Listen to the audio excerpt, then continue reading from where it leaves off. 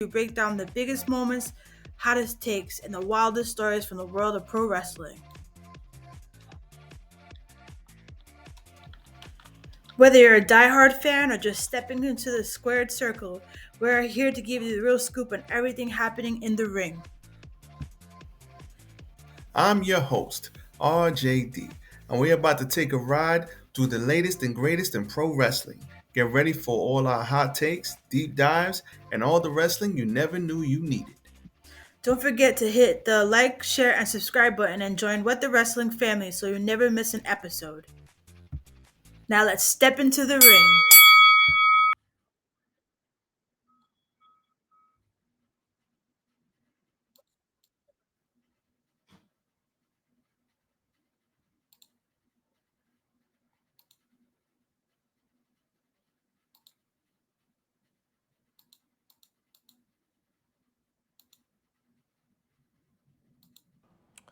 You're listening to the What the Wrestling Podcast, the show that brings you all things wrestling with your host, RJD.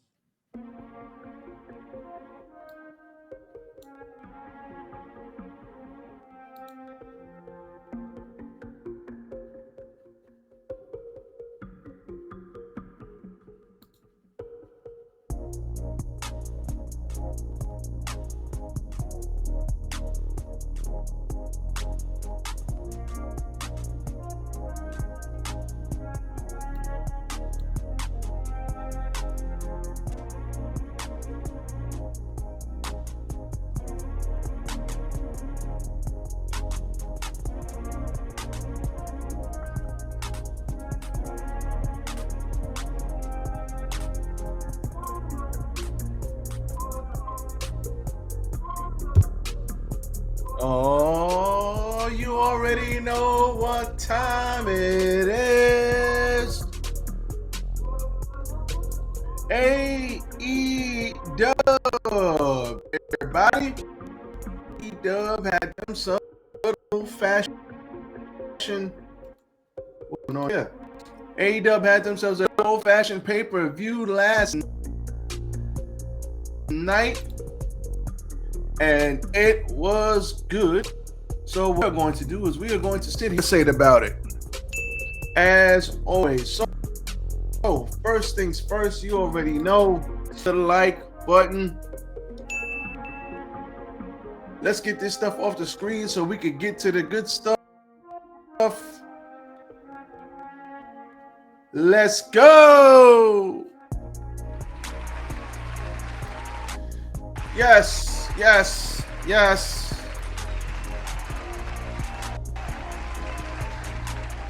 Tis I, RJD here. Welcome once again to What the Wrestling, the show that brings you all things wrestling. I am your host, RJD, as always. Switch up the vision board, 12/29/24, 2 more days into the new year, and we are here rocking out. And we are here also to talk about AEW at World's End. But before we do, let's hit the like button. Listen, follow me, RJD, What the Wrestling, Facebook, YouTube, and TikTok. Also, follow me, Spodify, coming soon in 2025. We are going back to the Spotify and Anchor. And we also will be doing some other. At the end of the day, we had ourselves a good old-fashioned dust-up.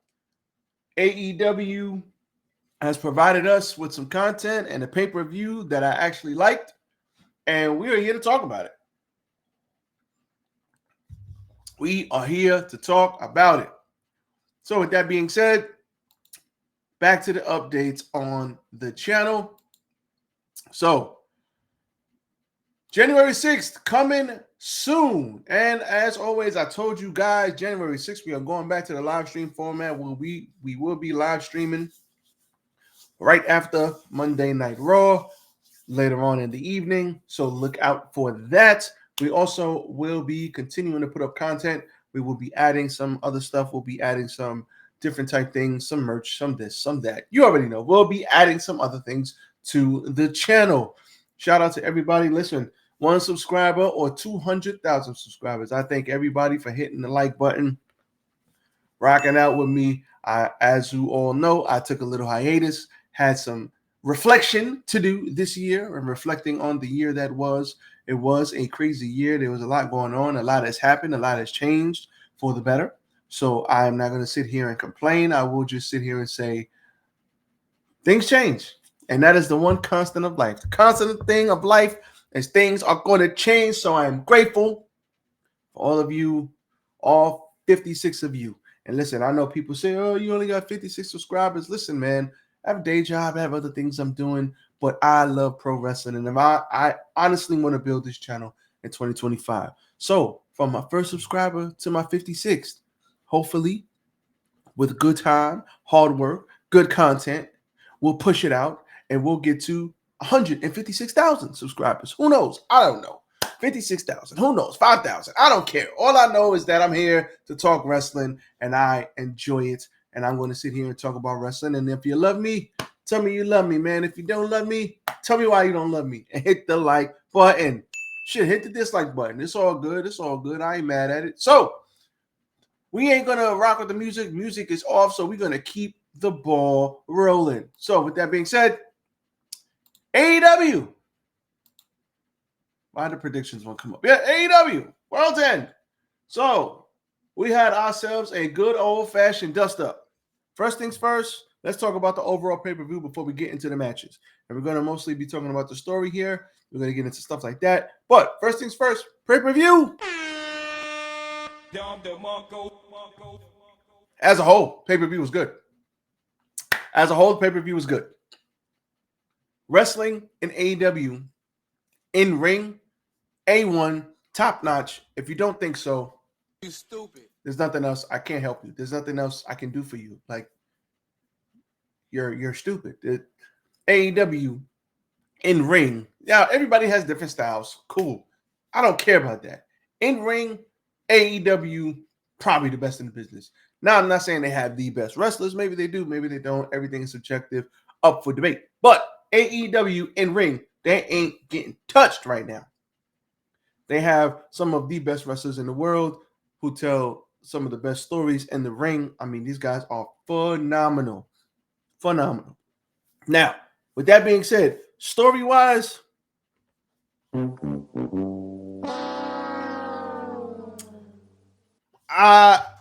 Continental Classic was immaculate. It was great. It was awesome. But they could have done better with building Kyle Fletcher. They could have done better with telling the story with Ricochet and Will Ospreay. They could have done better with the Continental Classic. I was under the impression that the Continental Classic was here to build up other people.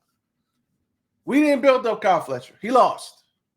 I wanted to see Kyle win this whole damn thing. If you want to make somebody, that's how you do it. That's how you make somebody. You have Kyle Fletcher, who just turned on his friend Will Ospreay, banger ass match, and you have him win the whole damn thing. And now you can rock out this whole year, 2025, and have him chase a title or something, or get it by cheating. Whoever, he's with Don Callis. It'll be okay. But they didn't want to tell that story. They told the story of Will Ospreay got to have 2 matches in one night, as did Okada. But Will Ospreay, he's coming back, and he just wanted to get himself fired up. And we saw a big deal with him and Okada. That's a big deal. Nobody's denying that. But I would have selfishly liked to see him win. That's just me. The main event was kind of overshadowed by Kenny coming back. That got one of the biggest reactions of the night. Happy to see Mr. Cleaner back. Shout out to Kenny Omega from North Carolina. You guys already know. So look up, shout out to John. Happy birthday, brother. So there's that also. But it kind of got overshadowed to me because Edge coming back is great.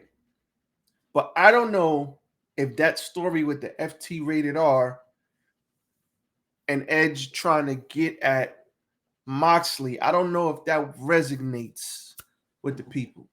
I mean, it's not like it was a bad main event. I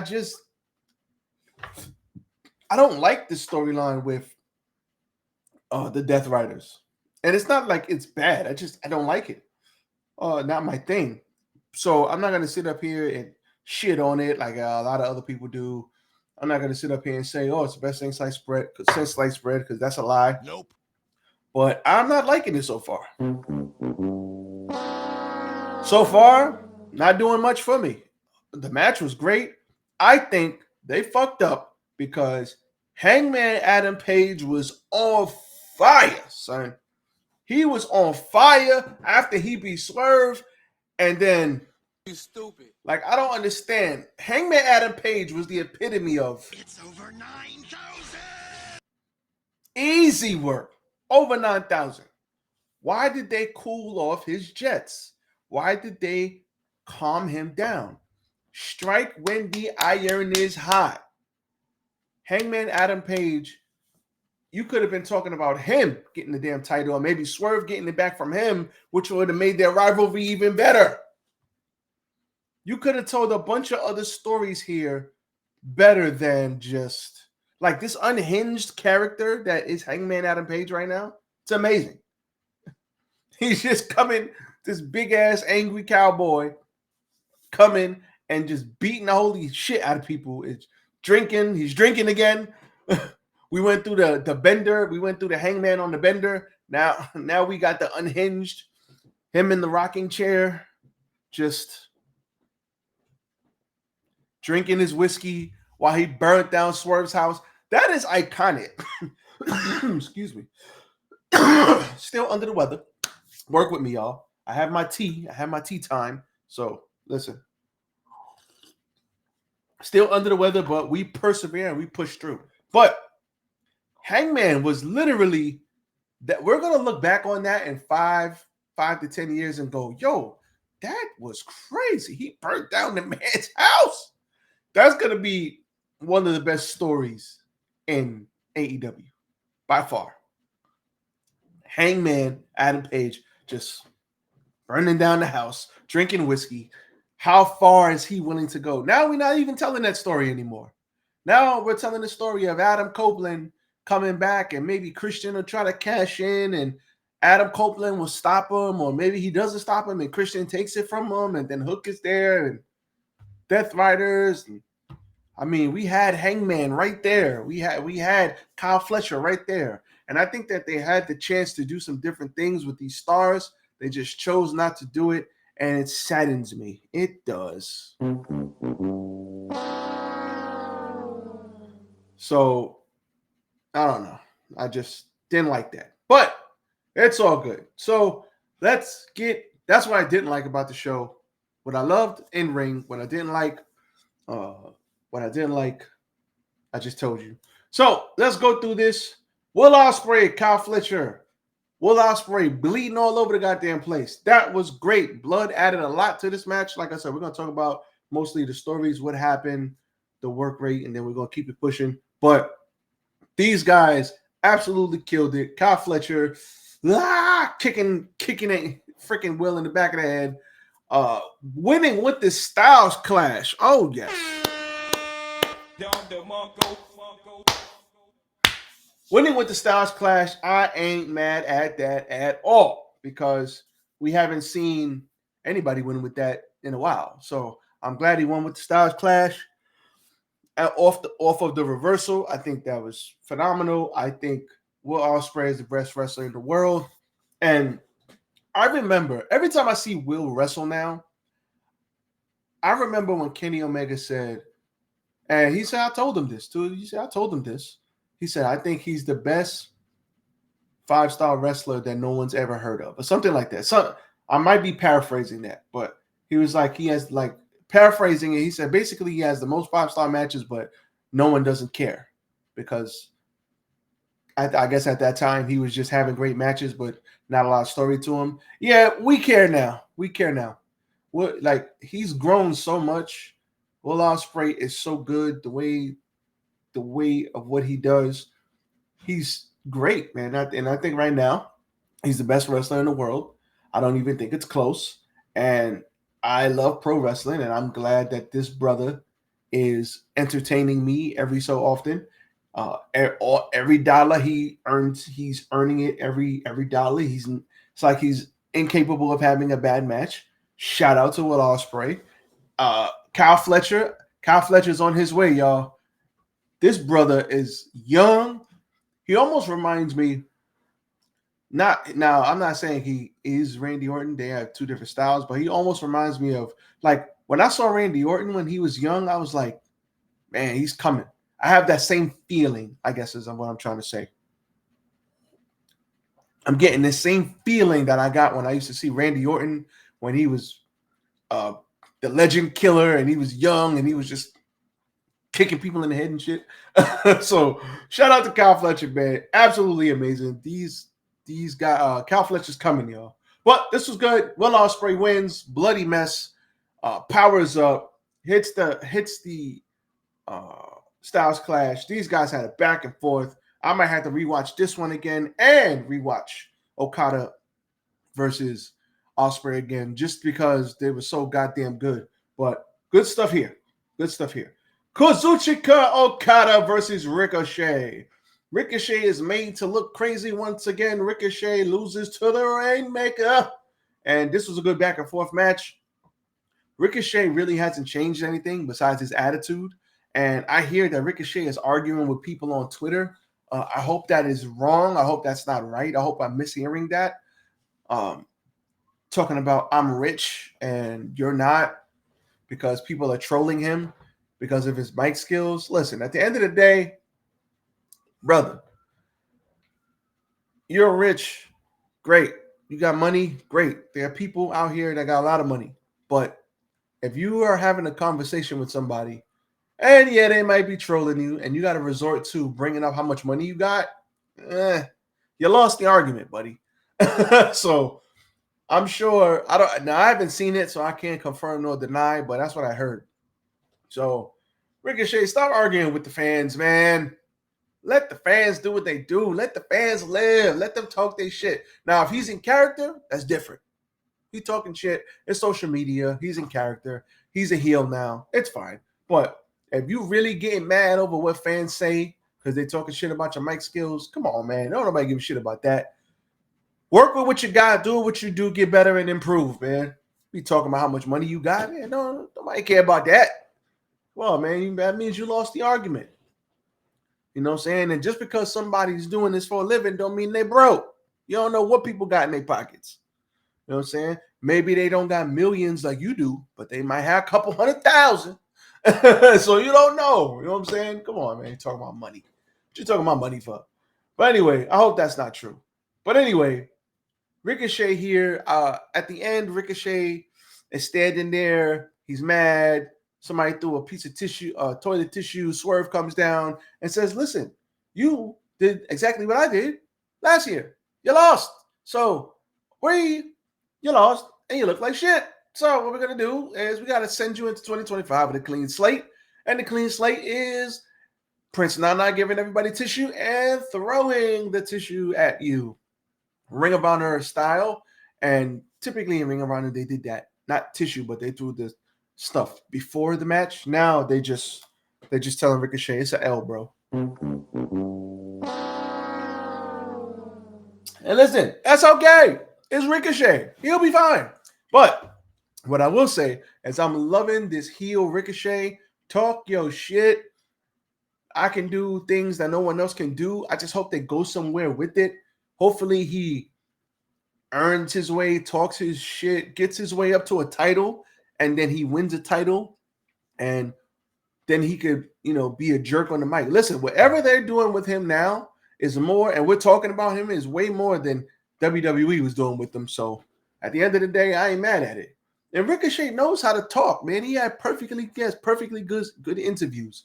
And he seems like a charismatic cat, a cat that could talk shit. Like, what we doing? What we doing? Come on, Ricochet. Next, we have Mariah May versus the Thunder Rosa. in a Tijuana street fight for the AEW Women's Championship. The problem here is that no one at all thought Thunder Rosa was going to win. This is basically a spot holder match until Toni Storm gets her wits about her. And that's okay. Sometimes you need people to, answer the call, come up, have a good match, put on a good performance, and put somebody over until the next person's available. That's okay. There's nothing wrong with that. And I ain't mad at that. Ain't nothing wrong with that. That happens all the time. This was a good match. They worked hard. They really wanted to get the crowd. And towards the end, they got the crowd.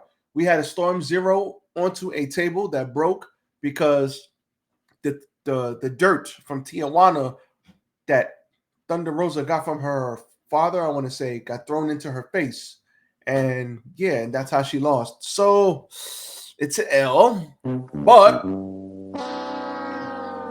not a bad match whatsoever. Then we had MJF versus Adam Cole, baby. And at the end of the day, I think MJF, whatever they were trying to do when MJF got hurt,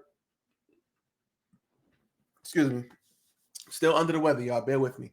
Whatever they were trying to do with MJF when he got hurt, and Adam Cole, when Cole got hurt, MJF went out, he got hurt, he had to heal up, then he went to go film a movie. Adam Cole has been out with his ankle basically exploded off of a 3-foot drop in a freak accident, which is crazy.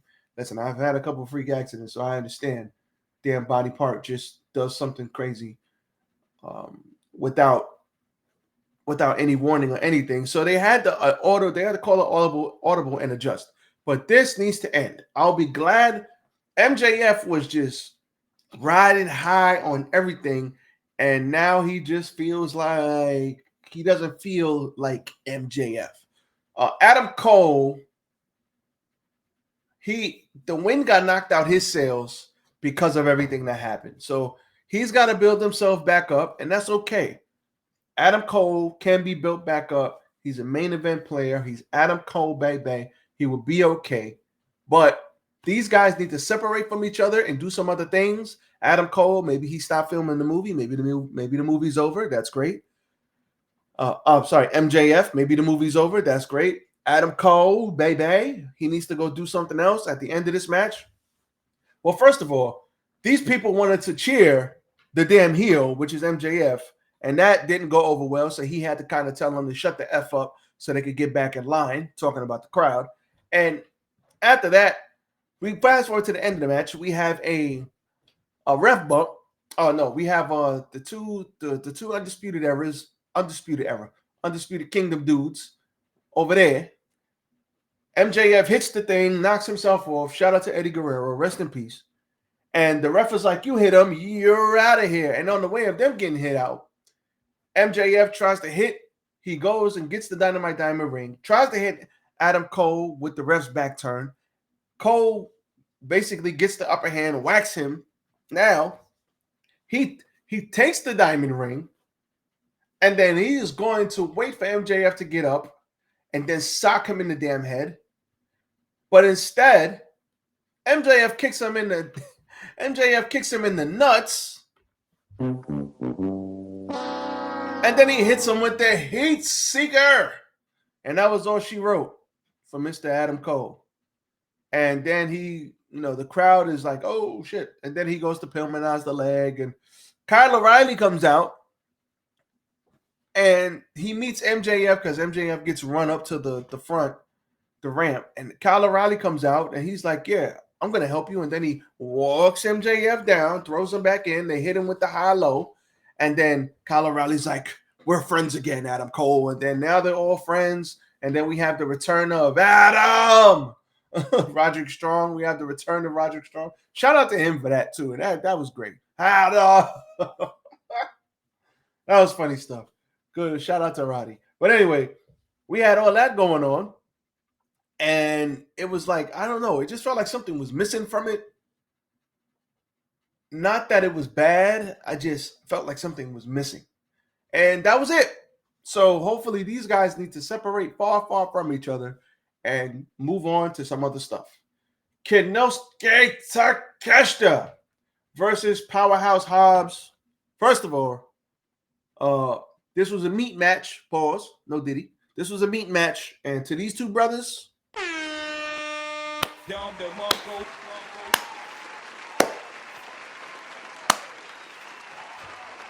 these two brawling dudes beat the holy shit out of each other. Just power man move after power man move. There was a superplex by Takeshita onto Hobbs. Hobbs slipped off the top rope and he regained his composure, and the crowd said, "Please be careful."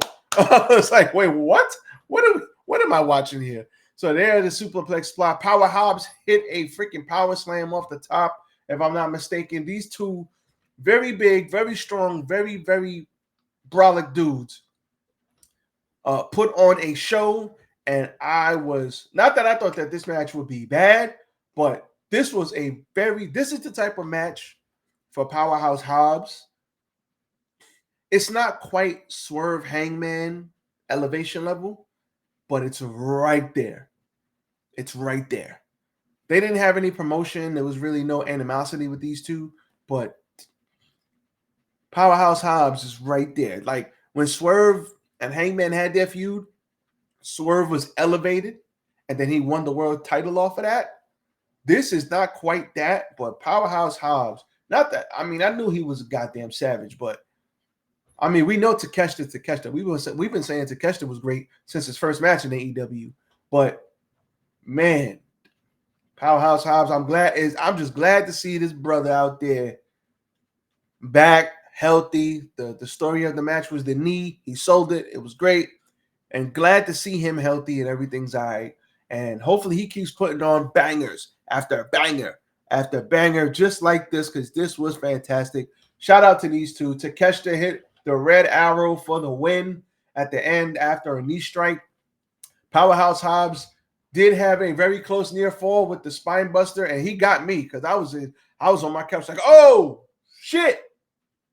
I thought he won, but he didn't. So damn. Nope. Got me.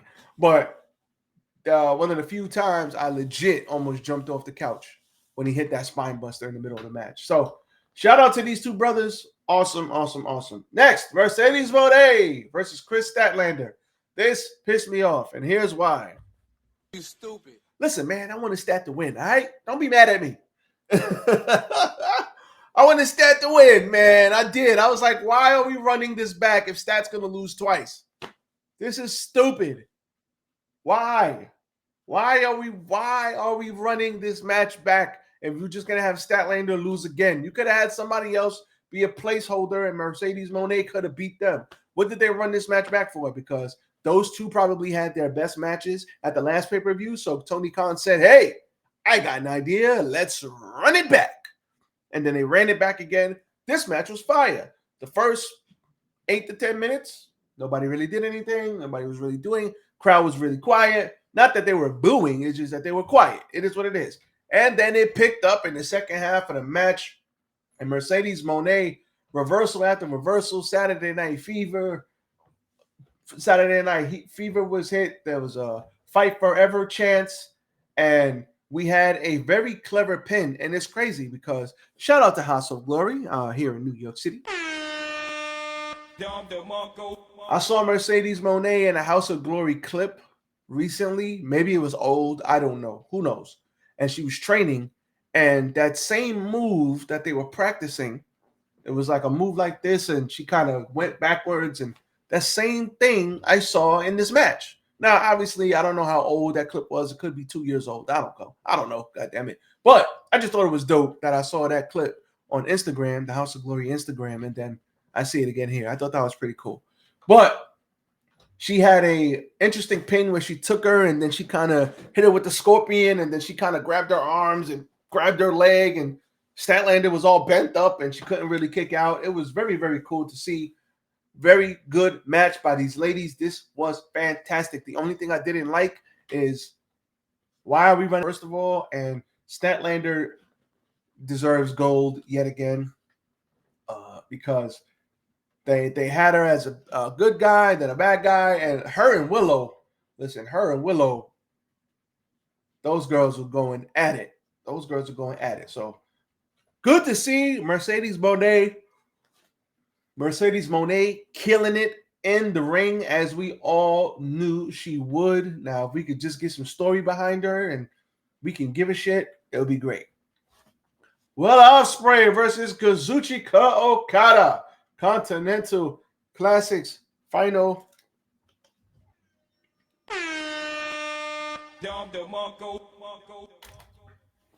We had Will Ospreay, the fighting guy with the bloody head, trying to see if he can double up and win. We had Kazuchika Okada, who wasted a little less energy winning his match, but still, these two guys going all the way back in New Japan. The crowd sees this, and it's a holy shit chant when we start the match. This was fantastic. One of the best matches I have seen with these two fighting each other, and they fought each other quite a bit.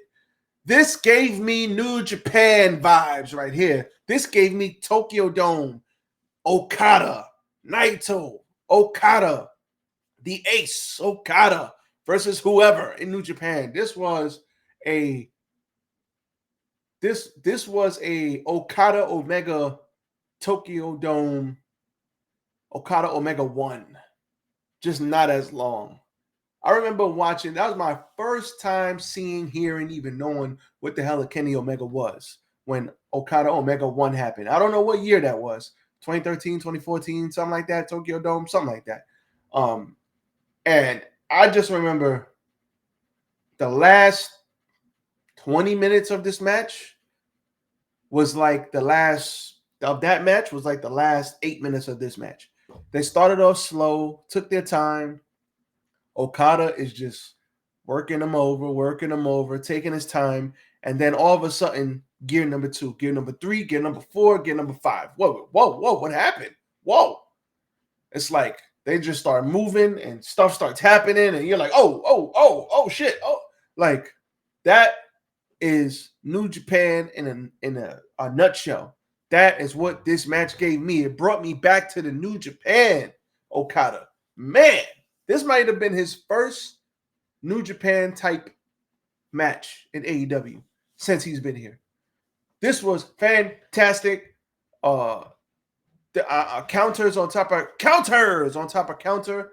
Shout out to Inevitably Dope. Man, very entertaining content there. But this was just on point.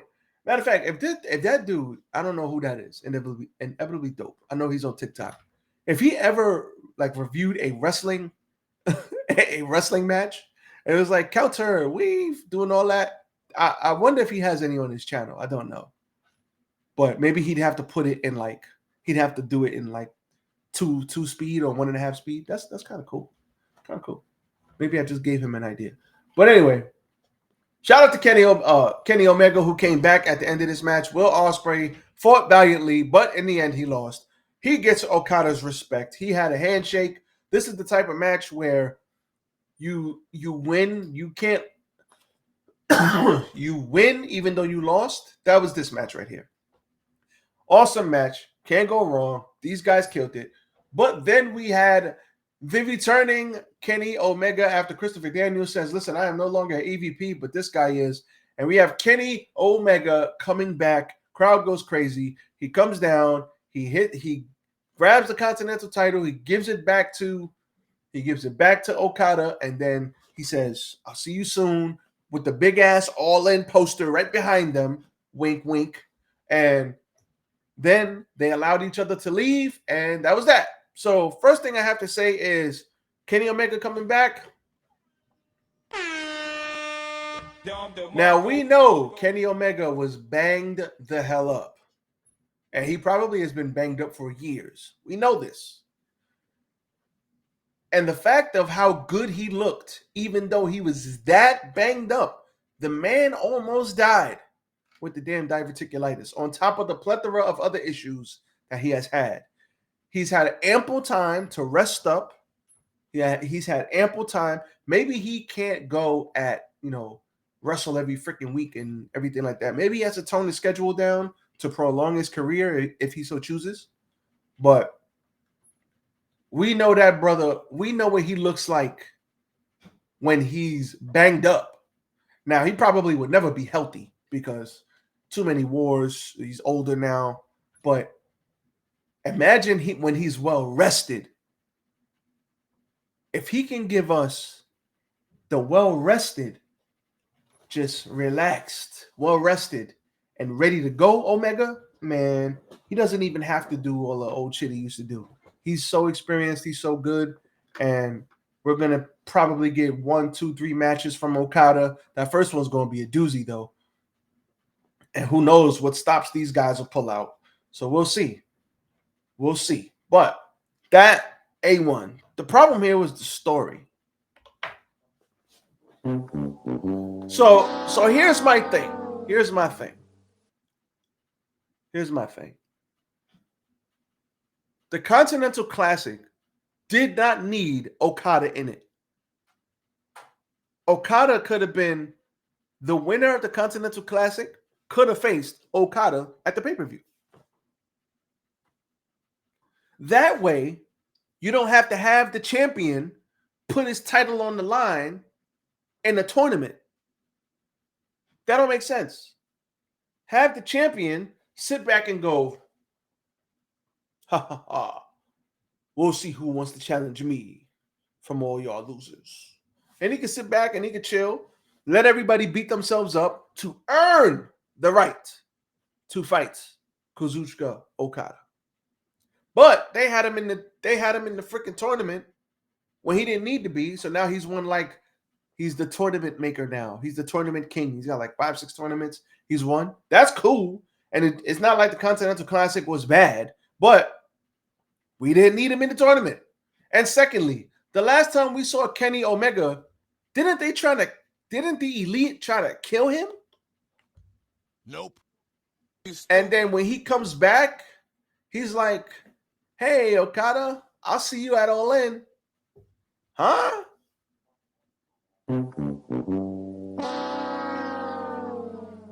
Yeah, they could have planned that a little better. Just saying. But all in all, Kenny Omega coming back, I ain't mad at it. It was great. This was an absolute freaking barn burner of a match. Shout out to Will Ospreay. I'm going to go back and rewatch this one too.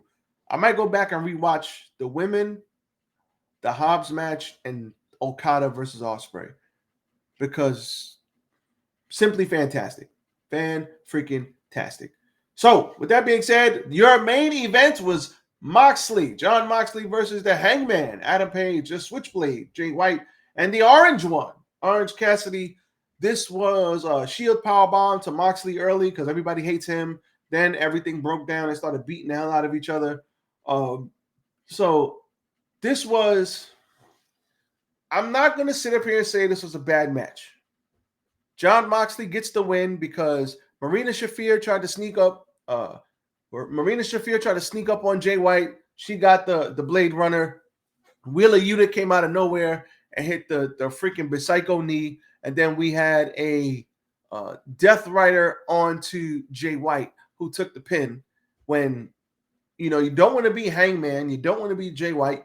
Orange Cassidy maybe could have took the pin, maybe, but he's taken some pins recently too. So I don't know. They were stuck between a rock and a hard place with this shit. I don't know what the hell they were going to do. But the problem with this is not that it's bad. Excuse me. The problem with this is that nobody cares.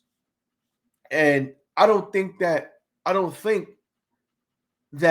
people are hooked and invested into this John Moxley saving AEW type storyline. I don't think people are invested in it. And because people are not invested in it, it's no emotion there. It's no feeling. It's no nothing. It's just there. And that's the problem. And it's not anybody's fault. Moxley is great. Love John Moxley. Love the fact that he came from AEW doing some of the best work of his freaking career. Really getting the shine. Showcase all of his talents since coming to AEW. Hangman, I already told you, my favorite character from AEW is the Hangman Adam Page in 2024. Switchblade Jay White just got back a couple months ago. We all know I like Switchblade. I liked him in New Japan. Guns up, all that. The Bang Bang Gang. A shout out to Juice. And everybody loves Orange Cassidy. And the fact that he's been able to switch his style up from, we don't care, not giving a shit, to I actually do care and I'm going to beat your ass. Shout out to him, because that's a credit. Some people don't know how to adjust, and Orange Cassidy has adjusted very well. But it's like nobody could get their teeth. Nobody's invested in this. And now, at the end of this match, you had FTR come out, and then they said, we ain't coming alone.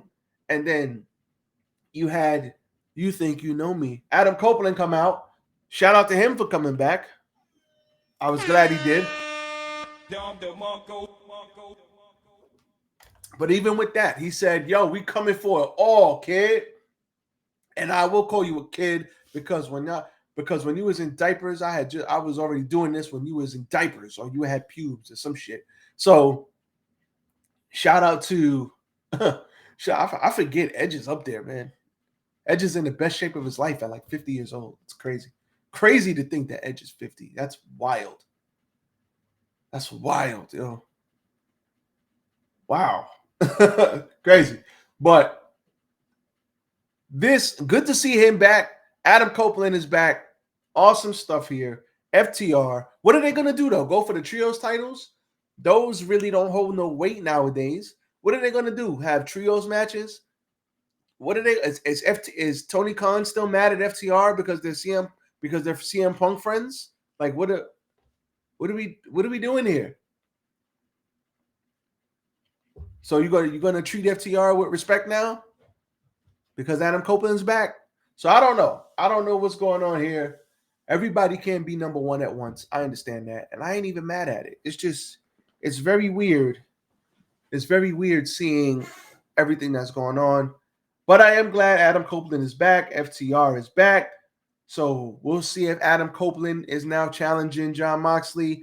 And then now they're going to have Christian try to cash in, because that's a story that's tailor-made. So you have Christian come back and maybe win the title, maybe cash in. I wouldn't be opposed to it. So we'll see. We shall see what happens. But that was your pay-per-view in a nutshell. I am not going to sit here and be mad at it. This was a good pay-per-view in the ring, but some of the story decisions didn't make any sense. And it is what it is. Some shit didn't make sense. So we'll have to see what happens moving forward. But that's all I got for y'all today. So hit the like button. Shout out to everybody who's rocking with me as always. But for now, I am out. So we will catch y'all on the next one. Everybody stay safe out there. 2 more days to 2025, baby. And we out of here. Peace.